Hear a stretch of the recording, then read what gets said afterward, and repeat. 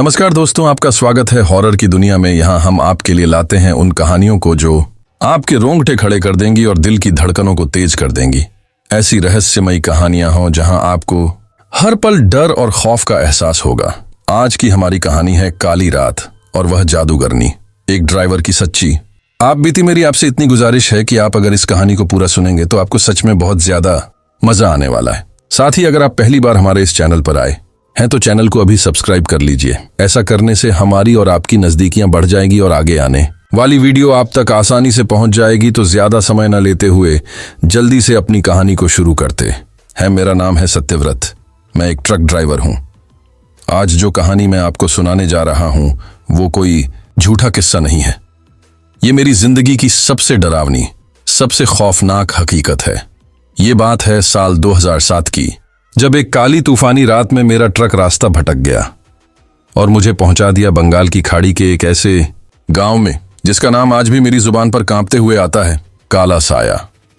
उस रात आसमान में जो कोहराम मचा था वो किसी सामान्य तूफान जैसा नहीं था।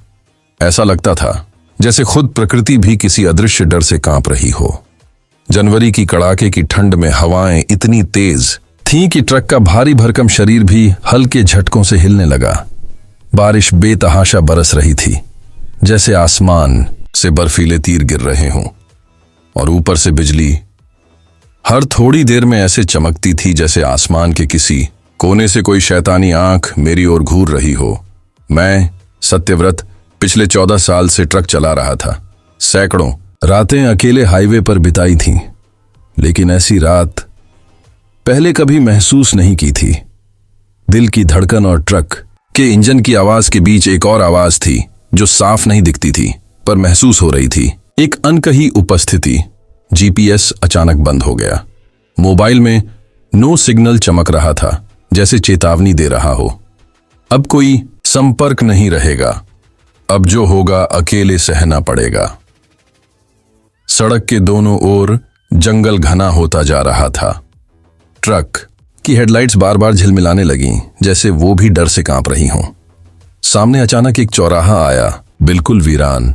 बाईं ओर एक डामर की साफ सड़क थी, लेकिन एक बड़ा नीम का पेड़ बीच रास्ते गिरा था। आगे जाने की कोई उम्मीद नहीं थी। दाईं ओर एक तंग टूटी फूटी पगडंडी थी, कीचड़ से भरी हुई, और किनारों पर उगे पुराने बरगद के पेड़ जिनकी जड़ें ऐसे फैली थीं जैसे किसी जीवित चीज ने जमीन को जकड़ रखा हो। हवा उन पेड़ों के बीच से सीटी जैसी आवाजें निकाल रही थीं, और मुझे लगा मानो कोई मेरा नाम पुकार रहा हो, बहुत धीमे लेकिन साफ। सत्यव्रत कुछ सोच नहीं पाया और ट्रक मोड़ दिया उस अजीब रास्ते पर।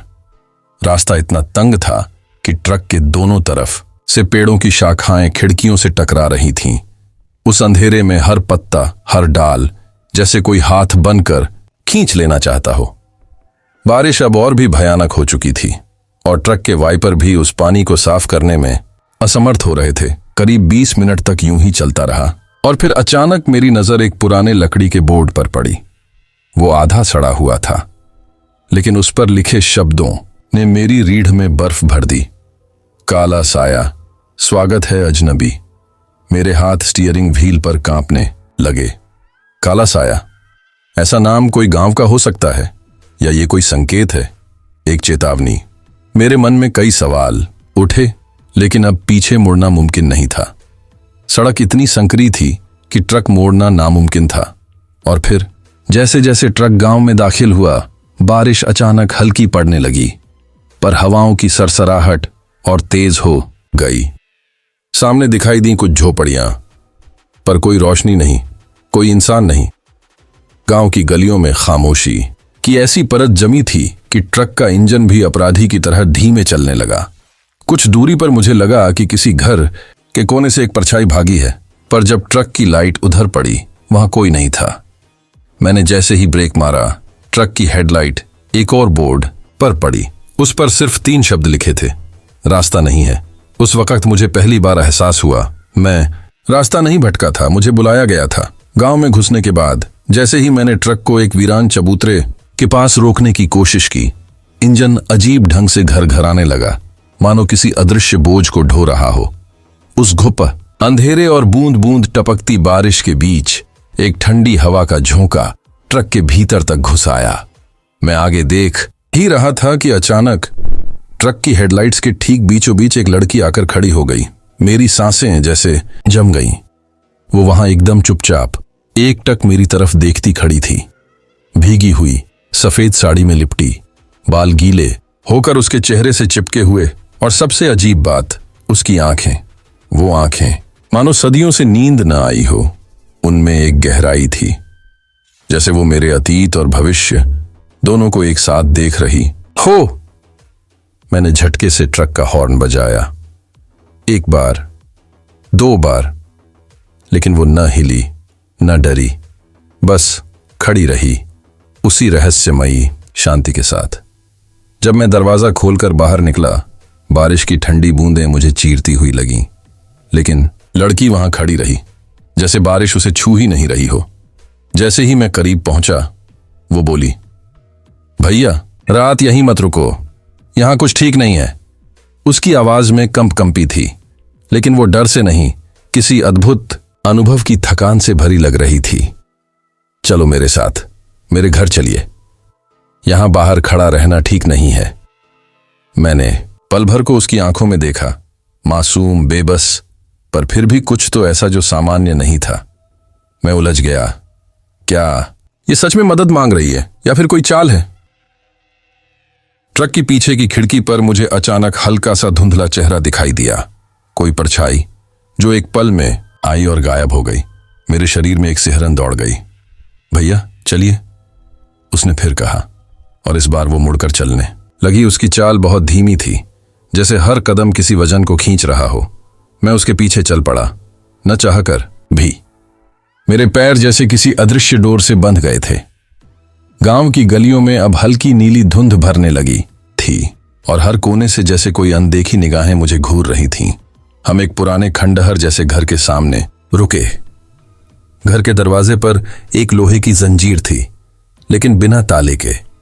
उसने जंजीर को हल्के हाथों से हटाया और दरवाजा अपने आप धीरे धीरे खुल गया। वो अंदर चली गई बिना पीछे देखे। मैं दरवाजे पर रुका और पहली बार दिल में एक सवाल उठा, क्या मैंने बहुत बड़ी गलती कर दी है? घर के अंदर घुसते ही एक अजीब सी ठंड ने मुझे घेर लिया।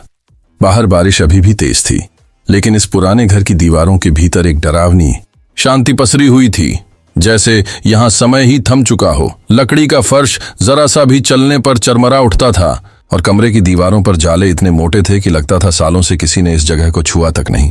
दीवारों पर टंगी हुई कुछ पेंटिंग्स थीं, लेकिन उनके चेहरों पर रंग उधड़ चुके थे। सबकी आंखें अधूरी थीं, जैसे किसी ने जानबूझकर उन्हें घिस दिया हो। मैंने लड़की से पूछा, यह घर, क्या यहां और कोई नहीं रहता?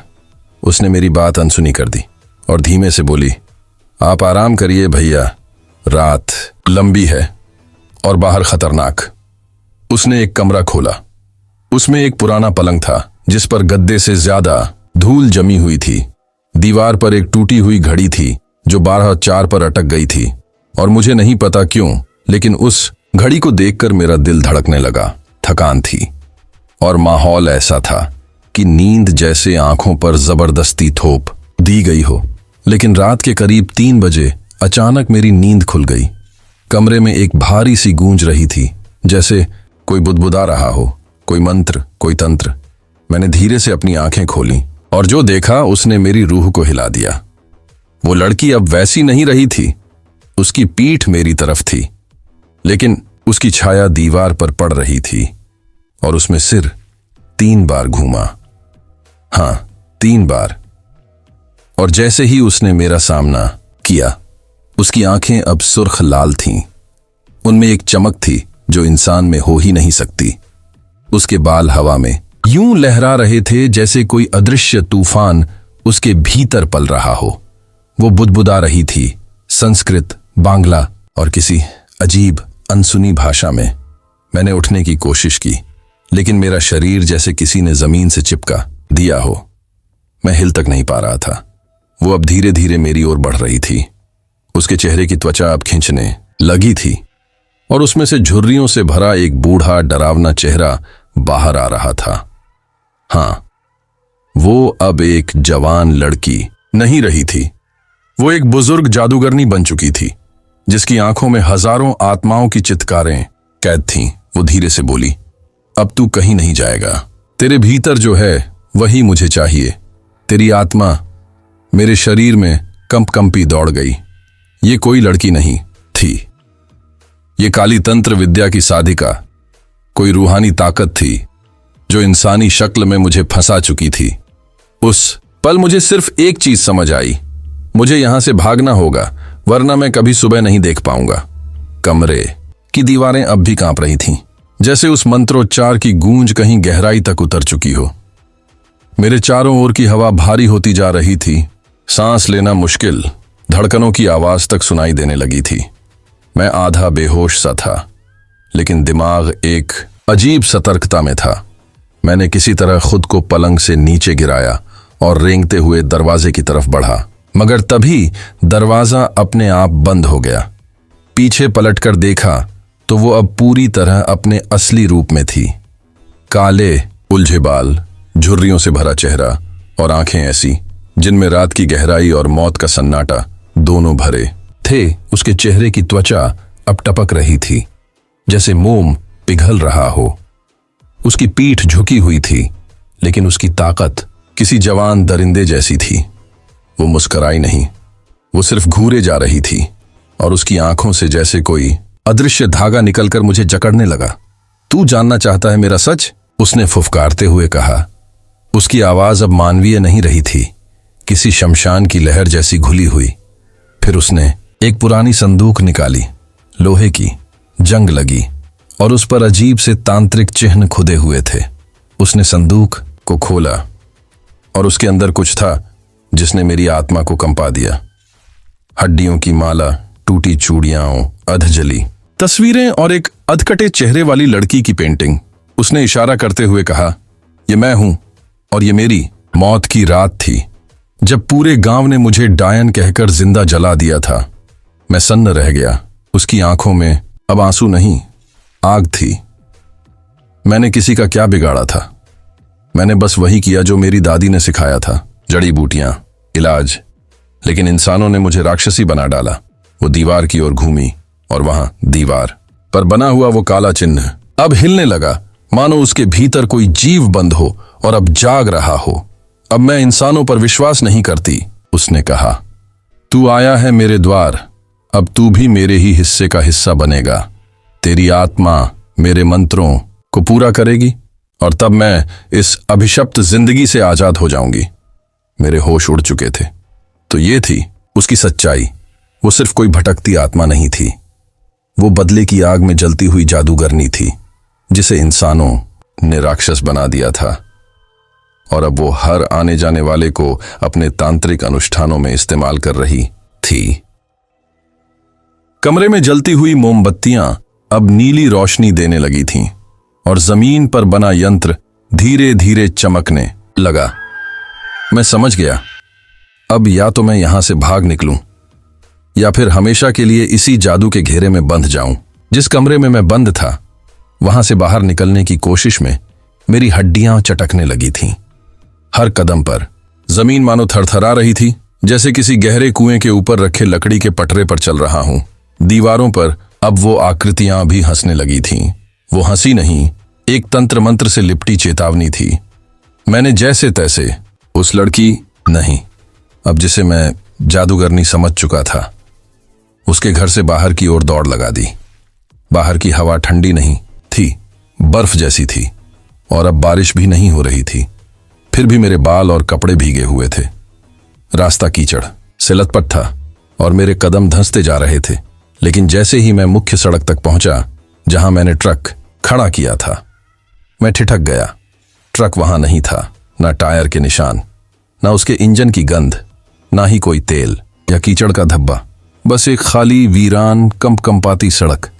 मैंने कई बार आंखें मसल कर देखा, अपनी जेब से मोबाइल निकालकर टॉर्च जलाई, लेकिन हर बार सिर्फ अंधेरे और धुंध ने मुझे घूरा। शायद मैं गलत जगह आ गया, मैंने खुद को समझाया और थोड़ा आगे पीछे देखा, लेकिन नहीं, यही वो जगह थी जहां मैंने ट्रक रोका था। मैं पागल होने लगा था।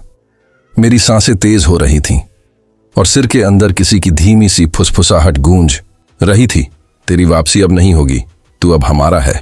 मैंने झटके से पीछे मुड़कर देखा, कोई नहीं था, लेकिन पेड़ हिल नहीं रहे थे, हवा बह नहीं रही थी और आसमान पर ना चांद था ना तारे।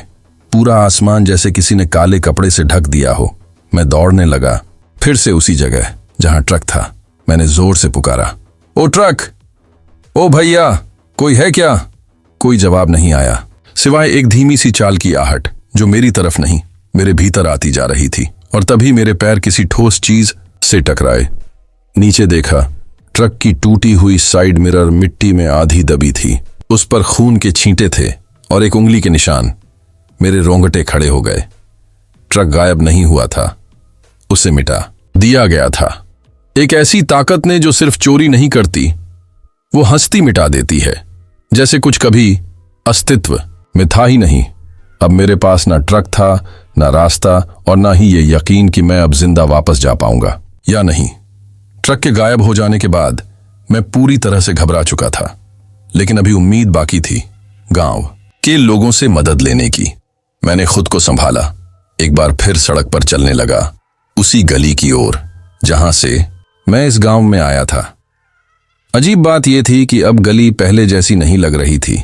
घरों के दरवाजे बंद थे, खिड़कियां जालीदार और अंधेरे में गुम। हर दीवार पर अब सिंदूर से बने अजीब चिन्ह, कुछ त्रिभुज जैसे, कुछ मानव आकृति जैसे, जिन्हें देखकर मन कांप उठे। मैं एक दरवाजे पर गया, जोर से खटखटाया, कोई जवाब नहीं। दूसरे पर गया, आवाज लगाई, कोई है? तीसरे पर धीरे से धक्का दिया, दरवाजा चरमरा कर खुल गया। अंदर जो देखा वो मेरी जिंदगी का सबसे भयानक दृश्य था। कमरे के बीचों बीच एक महिला खड़ी थी, बिना हिले, बिना पलक झपकाए। वो एकदम शांत थी, जैसे किसी ने पॉज कर दिया हो। मैंने पास जाकर आवाज लगाई, माई, सुन रही हो? जवाब नहीं आया। जब मैंने उसके कंधे पर हाथ रखा तो मेरी सांस अटक गई। वो इंसान नहीं थी, वो लकड़ी की बनी हुई एक पुतली थी, उसी महिला की हूबहू शक्ल, वही कपड़े, वही छोटी लेकिन ठोस लकड़ी में तराशी गई थी। मैं डर के मारे पीछे हटा और देखा कि कमरे के कोने में बैठा एक बच्चा भी, जो पहले मुझे देखने जैसा लग रहा था, असल में मिट्टी और कपड़े से बना एक मानवाकृति था। उसके चेहरे पर भी काजल की जगह कोयले से बनाया गया चेहरा था। मैं कांप उठा, ये क्या था? तभी जैसे पूरे गांव में कोई अदृश्य ध्वनि गूंज गई। एक घर का दरवाजा अपने आप खुला, फिर एक और फिर मैं देखता हूं पूरी गली में जो लोग मुझे पहले झांकते नजर आए थे, वे सभी अब बाहर खड़े थे। लेकिन वे सब पुतले थे, कुछ कपड़े से बने, कुछ लकड़ी से, कुछ तो पुआल और मिट्टी से। हर चेहरे पर वही अजीब मुस्कान, हर आंख में वही गहराई, मानो किसी और आत्मा ने उसमें निवास कर रखा हो। मुझे ऐसा लगा कि ये गांव कोई आम गांव नहीं, बल्कि किसी अंधे तांत्रिक के खेल का मैदान था, जहां असली इंसान कभी रहते थे और अब बस उनकी परछाइयां या उनके रूप में बनाई गई मौन मूरतें।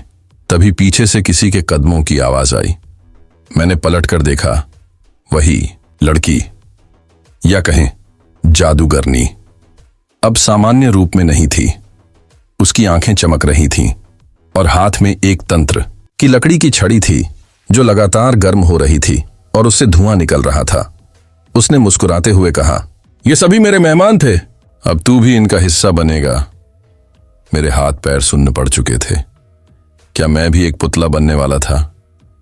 जिस क्षण जादूगरनी ने मुझे अपनी छड़ी से जकड़ने की कोशिश की, मेरे अंदर से जैसे एक अनजाना डर टूट पड़ा। मैं जानता था, अगर मैं अब नहीं भागा तो हमेशा के लिए इसी पुतला गांव का हिस्सा बन जाऊंगा। मैंने पूरी ताकत से अपने शरीर को उस अदृश्य पकड़ से छुड़ाया और गली के दूसरे छोर की तरफ दौड़ पड़ा। बारिश अब भी हल्की हल्की हो रही थी, लेकिन आसमान में बिजली अब ज्यादा चमकने लगी थी, जैसे कोई शक्ति मुझे रोकना चाहती हो। भागते भागते मेरी नजर दूर एक ऊंचाई पर बने टूटे फूटे मंदिर पर पड़ी। वो गांव के बाकी हिस्सों से अलग था, घने पेड़ों के झुरमुट में छिपा हुआ किसी भुला दिए गए समय का प्रतीक।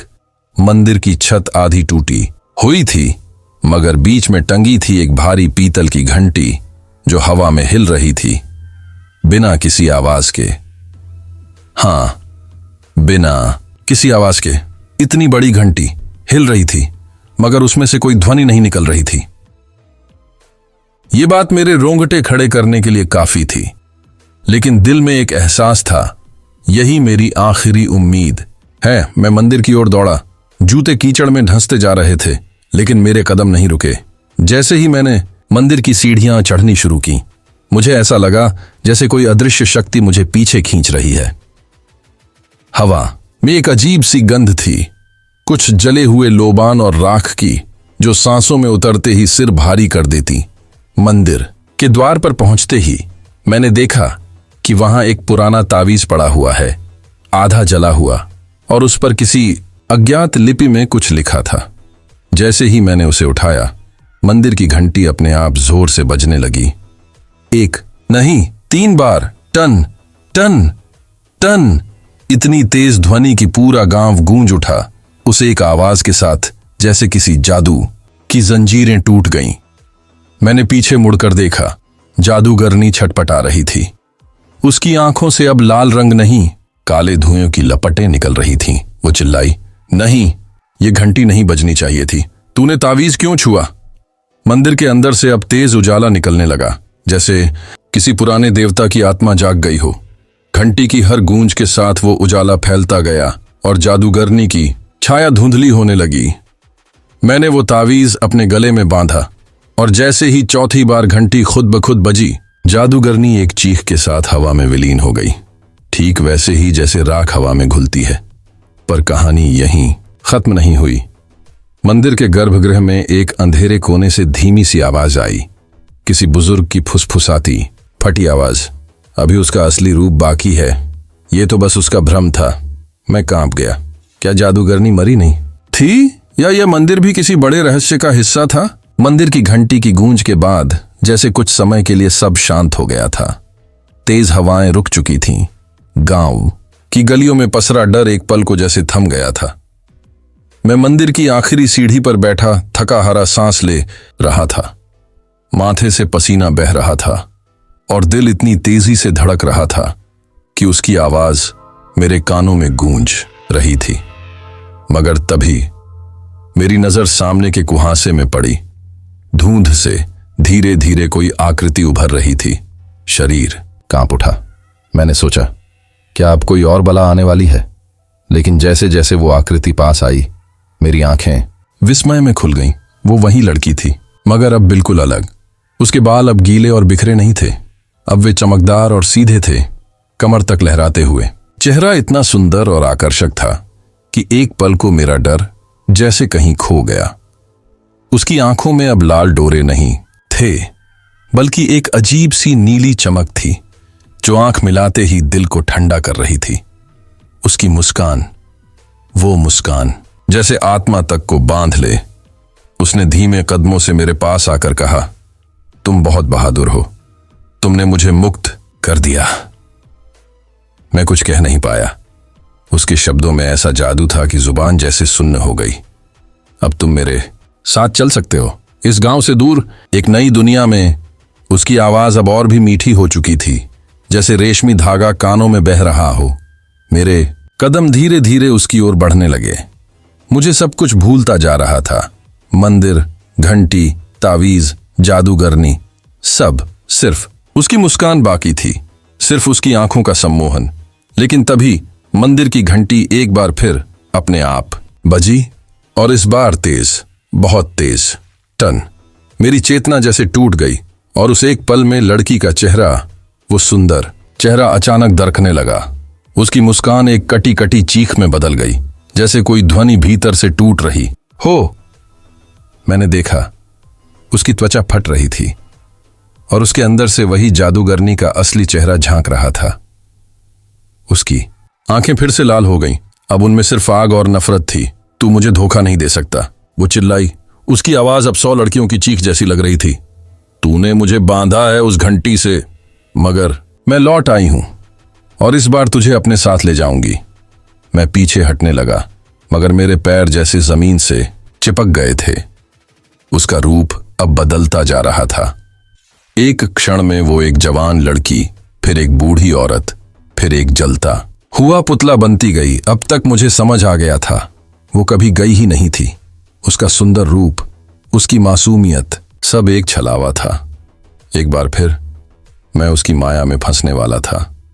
उस रात की हवा भारी हो चुकी थी, जैसे उसमें सिर्फ ऑक्सीजन नहीं, किसी शैतानी तत्व का भार हो। मेरे चारों तरफ पेड़ों की शाखाएं यूं झुक गई थीं, जैसे सिर झुकाकर किसी अनदेखी शक्ति को सलामी दे रही हों।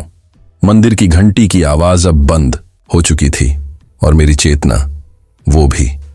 मैं बस भाग रहा था, पर कहां, किससे? शायद खुद से, शायद उस लड़की से, या शायद उस काली ताकत से जो अब अपने असली रूप में सामने आ चुकी थी। जैसे ही मैं गांव की सीमा से बाहर निकलने की कोशिश कर रहा था, अचानक जमीन कांपने लगी। एक तेज आवाज आई, जैसे किसी ने आकाश में चिल्लाकर शैतानी भाषा में कुछ उच्चारण किया हो। हवा में एक अजीब सी गंध फैल गई, खून, राख और धूप की मिलीजुली बो, जो सांसों को भारी कर रही थी। और फिर वो आया। उसने कोई मंत्र पढ़ा और मेरे पैरों के नीचे जमीन जलने लगी। मेरी परछाई खुद मुझसे अलग होकर मुझसे लड़ने लगी। मैंने अपने हाथों को देखा, उंगलियां नीली पड़ गई थीं, जैसे जीवन धीरे धीरे मेरे शरीर से बाहर खींचा जा रहा हो। मैं जोर से चिल्लाया, कौन है तू? क्या चाहता है? आकाश में उसकी हंसी गूंजी। मैं तेरे विश्वास को तोड़ने आया हूं। तूने घंटी बजाकर मेरा जादू रोका था। अब देख काले जादू की असली शक्ति। अचानक आसमान से काली राख गिरने लगी, लेकिन यह राख नहीं थी। यह पिघली हुई राख के आकार के जीव थे, छोटे छोटे मगर आग की तरह जलते हुए। वे मेरे ट्रक के चारों ओर इकट्ठा हो गए और एक गोल घेरा बना लिया। उनकी आंखें जलती हुई थीं और उनके मुंह से मंत्र जैसी अजीब फुसफुसाहटें निकल रही थीं। फिर लड़की, या कहें जादूगरनी, हवा में तैरती हुई प्रकट हुई। अब उसका चेहरा आधा इंसानी था और आधा जानवर जैसा। आंखें इतनी गहरी कि जैसे उसमें कोई सीधा समा जाए। उसने अपनी हथेली खोली और वहां एक तावीज था जो मेरा नहीं था, बल्कि वो तावीज जो मेरे गले में था वो अब उसके हाथ में कैसे? उसने जोर से मंत्र पढ़ा और मुझे ऐसा लगा जैसे मेरी रीढ़ की हड्डी बर्फ बन गई हो। मेरी आंखों के सामने सब कुछ घूमने लगा। मैं अपने आप को एक और ही दुनिया में देखने लगा। वो दुनिया जिसमें सिर्फ अंधेरा था, सिर्फ मौतें थीं और हर इंसान की आत्मा एक धागे में बंधी थी। जिस धागे की डोर उस जादूगरनी के हाथ में थी। वो मेरे पास आई और धीरे से कान में फुसफुसाई, अब तू सिर्फ मेरा है, न मंदिर बचेगा न तावीज, तेरा नाम मिटा दूंगी इस दुनिया से भी और अपनी काली किताब में लिख दूंगी तेरा वजूद। मेरी सांसें थमने लगी थीं, शरीर जड़ हो चुका था, लेकिन तभी मेरी सांसें अब उखड़ने लगी थीं। जमीन मेरे पैरों के नीचे से खिसक चुकी थी। शरीर सुन्न था और आत्मा जैसे किसी और की गिरफ्त में। वो जादूगरनी, या कहें काल की दूत, अब बस मेरे सीने पर हाथ रखने वाली थी। उसकी आंखों से उठती काली लपटें अब मेरी रूह को जलाने के लिए तैयार थीं। मैं चीख भी नहीं पा रहा था, जैसे मेरी आवाज भी उससे डर गई हो। तभी एक चमकती हुई रोशनी मेरे गले से उठी। हां, वो ताबीज जो गांव के बाहर वाले बूढ़े बाबा ने मजाक में मुझे दिया था। उन्होंने कहा था, बेटा, बंगाल की इस धरती में जो तूफान तू देख नहीं सकता, वो ही तुझे लील सकता है। ये ताबीज रख, समय आने पर बोल उठेगा। मैंने तो सोचा था वो बस कोई पागल सा बाबा है, पर अब वही ताबीज अपने आप जलने लगा, पर बिना राख हुए। उससे निकलती सफेद रोशनी ने उस जादूगरनी की काली आंख को काट दिया। उसकी आंखें एक पल को कांपीं और वो जोर से चीखी, मानो किसी ने उसकी आत्मा में खंजर घुसेड़ दिया हो। यह कैसे हो सकता है? उसने चिल्लाकर कहा। उसका शरीर अब हवा में कांपने लगा था। उसका चेहरा फिर बदल रहा था, आधी इंसान, आधी छाया, और अब वो किसी काली परछाई में बदलने लगी थी। ताबीज की रोशनी एक वृत्त में फैलने लगी और जैसे जैसे वो फैलता गया, उसके भीतर का हर काला जादू तिल तिल कर जलने लगा। मुझे अब थोड़ा होश आने लगा था। हाथ पांव फिर से हरकत में आए, सांसें वापस लौटने लगीं और तभी मेरी यादों में वो बाबा का आखिरी वाक्य गूंजा, अगर कभी मौत सामने खड़ी हो तो ताबीज को माटी से छूकर त्रिनेत्र रक्षा मंत्र बोलना। ये ताबीज सिर्फ पहनने के लिए नहीं, आत्मा बचाने के लिए बना है। मैंने कांपते हुए हाथों से ताबीज को मिट्टी में रगड़ा और बुदबुदाया, AUM त्रिनेत्र रक्षा, तेजो अग्नि में राख। पूरा वातावरण हिल गया। पेड़ अपनी जड़ों से उखड़ने लगे, आसमान में बिजली लगातार चमकने लगी और वो जादूगरनी अब छाया बनकर तड़पने लगी। उसकी चीखें पहाड़ों से टकराकर वापस लौट रही थीं, गांव की गलियों में घुल रही थीं, जैसे सदियों से बंद एक शाप टूट रहा हो। ताबीज ने सिर्फ मुझे नहीं, उस पूरे गांव को जीवन दान दिया था। गांव के जो लोग पुतले बन चुके थे, उनकी आंखों में फिर से जीवन की चमक लौटने लगी। मंदिर की घंटी फिर से खुद ब खुद बजने लगी। हवा अब डर नहीं, शांति लेकर बह रही थी। मैं जमीन पर बैठा, थका, डरा और फिर भी जिंदा।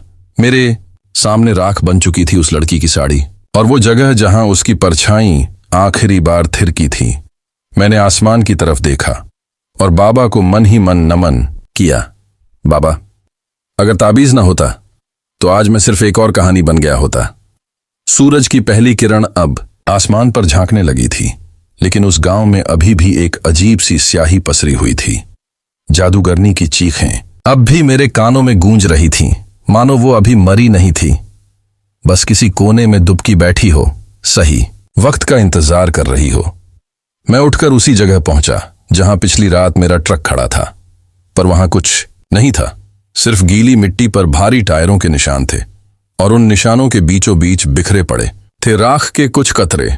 शायद वही राख जो उसकी शापित शक्तियों से बचने की एकमात्र गवाही थी।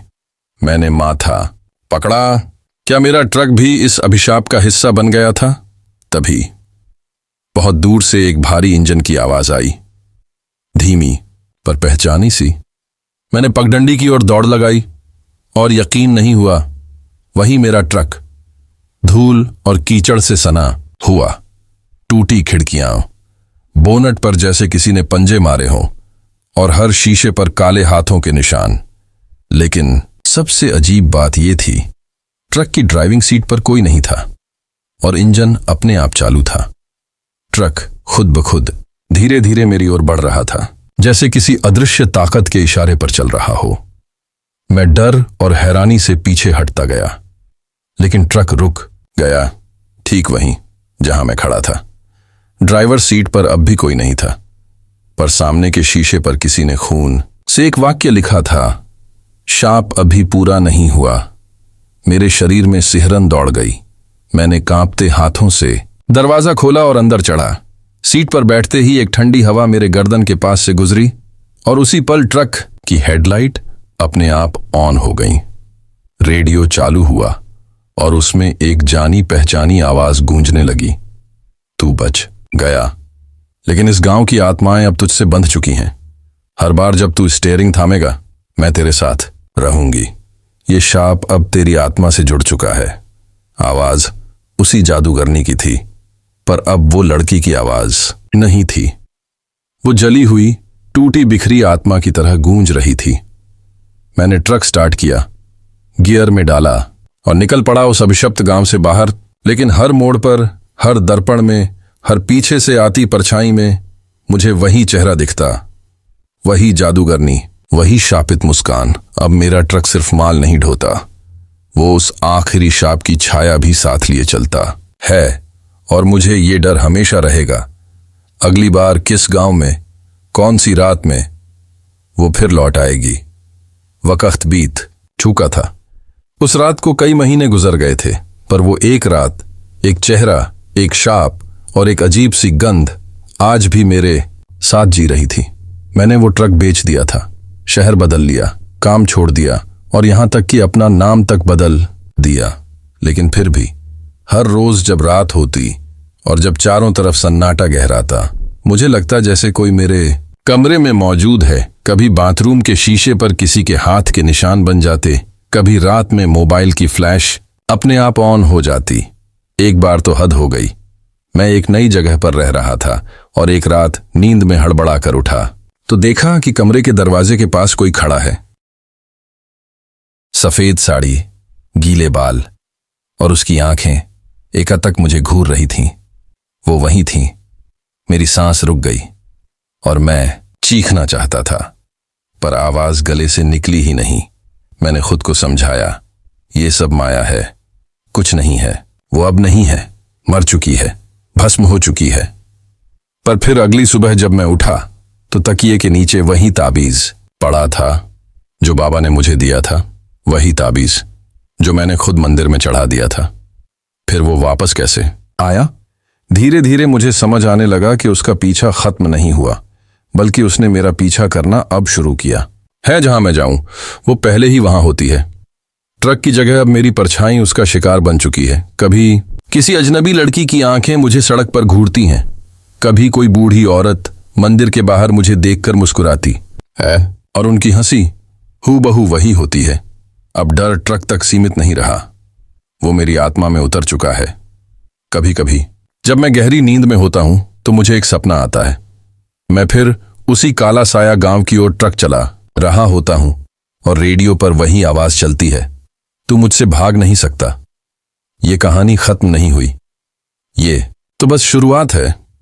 अब मैं हर रात खुद से यही पूछता हूं, क्या वो अब भी मेरा पीछा कर रही है?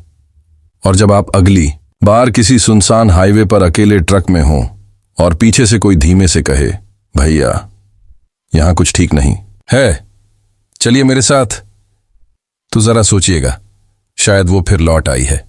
तो दोस्तों, ये कहानी यहीं पर समाप्त होती है। अगर आपको कहानी अच्छी लगी हो तो चैनल को सब्सक्राइब जरूर कर लेना, वीडियो को लाइक भी कर देना और एक प्यारा सा कमेंट आप कर देना, आप कहानी कहां से सुनते हैं और आपका नाम क्या है। तो अगली वीडियो में आपका शहर का नाम और आपका नाम लिया जाएगा। तो अपना और अपने परिवार का ख्याल रखना। तो दोस्तों, गुड नाइट।